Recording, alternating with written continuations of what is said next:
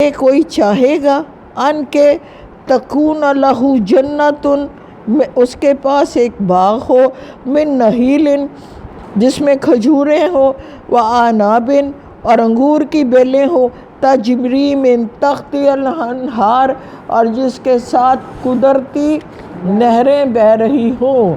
یعنی ایک مثالی باغ کی مثال اللہ جی نے بیان کی ہے کہ اس میں کھجوروں کے درخت بھی ہیں اور اس میں انگور کی بیلیں ہیں اور اس میں آبپاشی کا انتظام بھی ہے، نہریں بھی بہہ رہی ہیں۔ تو پھر لہو فیہا من کل ثمرات، اور اس میں ہر طرح کے پھل موجود ہو، فاصابہ الکبر، اور اس پر بڑھاپا طاری ہو جائے، وَلَہُ اور اس کی ذریات اولادیں، ضعفاء کمزور ہوں، ضعیف ہوں، چھوٹی ہوں۔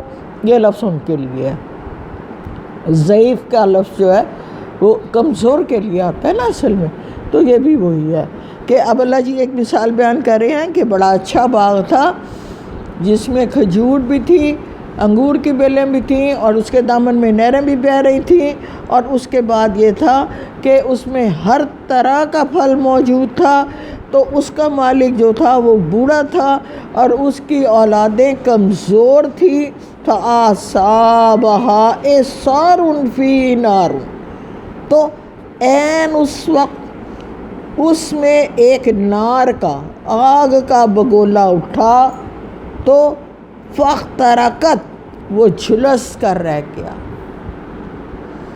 قدرتی آفات سے کا تو کچھ پتہ نہیں ہوتا نا، تو اللہ جی کہہ رہے ہیں یہ مثال ہے اس کی شخص کی کہ جس کے پاس باغ تھا مکمل اچھا والا، اور اس میں نہریں بھی بہہ رہی تھیں، کھجوریں بھی تھیں، اچانک ایک آگ کا بگولا اٹھا اور اس سارے کو تہس نہس کر گیا، اور اب وہ بوڑھا ہے اور اس کے بچے بھی چھوٹے ہیں، یعنی اس کے پاس کوئی ریمیڈی موجود نہیں ہے، نہ اس کے پاس یہ طاقت ہے کہ وہ دوبارہ اس باغ کو بنا لے گا، نہ اس کے بچے اس قابل ہیں کہ وہ محنت کریں گے اور یہ باغ دوبارہ بن جائے گا۔ اللہ جی اس کی مثال کیا دیتے ہیں، یا ایھا الذین آمنوا انفقوا، نہیں ہاں یہی ہے یہ ٹاپک یہاں، کذالک اسی طرح، یبین اللہ بیان کرتا ہے اللہ، لکم الآیات اپنی آیات کو تمہارے لیے، لعلکم تاکہ تم تتفکرون تم غور و فکر کرو۔ یعنی پچھلی مثالیں جو بیان کی ہیں ان کے ریفرنس میں سم اپ کر کے اللہ جی نے ایک مثال دے دی کہ اپنے صدقات اور آپ جب یہاں صدقہ کرتے ہیں تو آپ کی کو یہ خواہش ہے کہ ہمیں اس کا صلہ جو ہے روز حشر ملے، لیکن آپ کی نیت میں یہ تھا کہ دنیا جو ہے وہ ہمیں دے کے واہ واہ کرے۔ جب نیت یہ ہوگی تو اللہ کے حضور ہم جائیں گے جب، تو ہماری مثال اس بوڑھے آدمی جیسی ہوگی کہ دنیا میں رہ کے تو ہم نے بڑے خواب سے جائے تھے کہ اللہ کے پاس جا کے ہمیں یہ ملے گا، یہ ملے گا، جنت ملے گی، تو جب ہم وہاں پہنچیں گے تو ہمارے لیے کچھ بھی نہ ہوگا۔ تو اس کو کیسے کہتے ہیں کہ جب آنکھ کھلی گل کی تو موسم خزاں کا تھا۔ اپنے صدقات، دوسرے لفظوں میں اپنے صدقات اور اپنے جو خیرات ہے اس کو نیک نیتی سے دو گے تو اجر کا گمان رکھو، اور اگر نیک نیتی سے نہیں دو گے، اخلاص سے نہیں دو گے، اس سے لوگوں کو اذیت پہنچاؤ گے، اس سے لوگوں کو جتا کے تکلیف دو گے، دنیا کو دکھانے کے لیے خرچ کرو گے، تو پھر سمجھ لو تمہارا حال اس بوڑھے جیسا ہے جس کو پاس سب کچھ تھا، باغ بھی تھا، کھجوریں بھی تھیں، انگور بھی تھے، لیکن آگ کا ایک بگولا آیا اور اس سارے باغ کو برباد کر گیا۔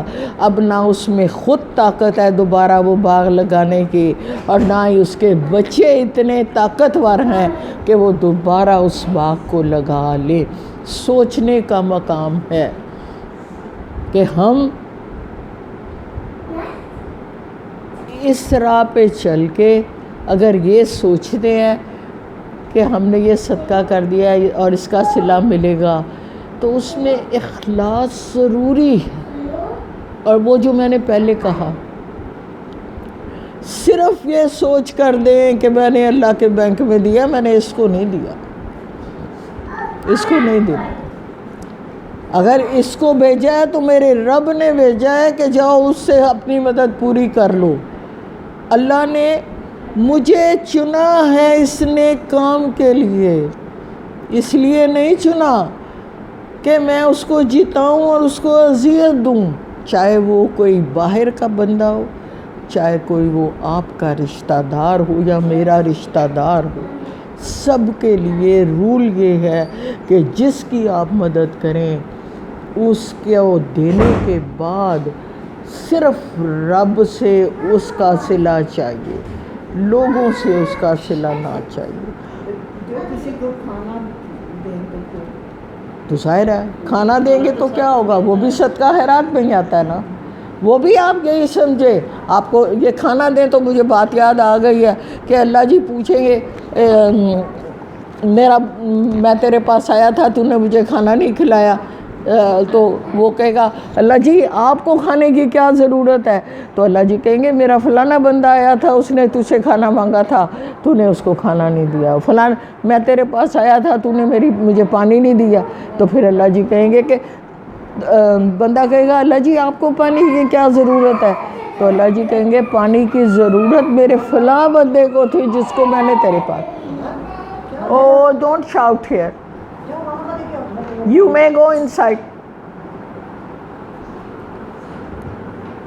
ہاں، تو بہرحال ہم بات یہ کر رہے تھے کہ اپنے صدقات و اپنے خیرات کو میں نے اس کو ایمفسائز کیا، میں نے اس پہ ٹائم زیادہ کیوں دیا کہ یہ چیزیں ہمارے پریکٹیکل لائف میں آنی ہیں، ہمیں روز ان پر عمل کرنا ہے، ہمیں روز اس راستے پہ چلنا ہے۔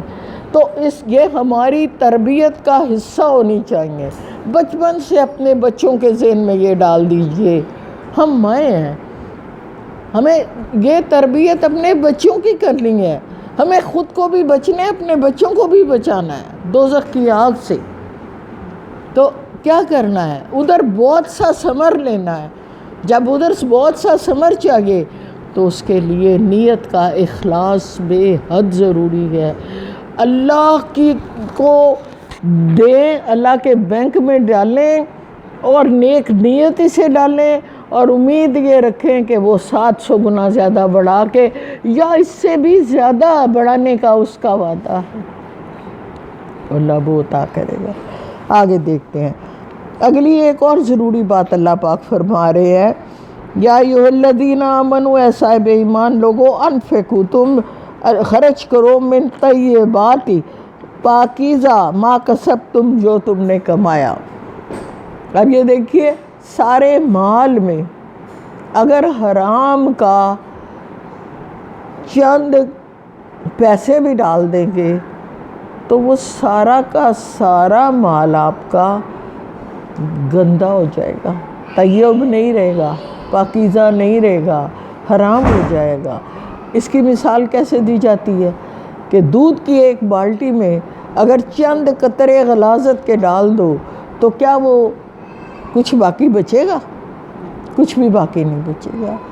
اس لیے اللہ جی کیا کہہ رہے ہیں؟ اب ہوتا کیا ہے کہ اللہ کی راہ میں چیز دینی ہے، زکوٰۃ دینی ہے، تو جو سب سے عشر دینا ہے، ہلکی قسم کی گندم ہو وہ نکال کے اللہ کی راہ میں دے دو، جو سب سے کمزور بکرا بکری ہے وہ نکال کے اللہ کی راہ میں دے دو۔ یہ بھی ناجائز ہے، اللہ جی کہہ رہے ہیں طیب مال. چوتھا پارہ کیسے شروع ہوتا ہے؟ لن تنالوا البر حتی تنفقوا مما تحبون. اللہ تم نیکی کے اعلیٰ معیار تک کبھی نہیں پہنچ سکتے جب تک کہ تم جو تمہیں پسند ہے اس میں سے اللہ کی راہ میں نہ دو.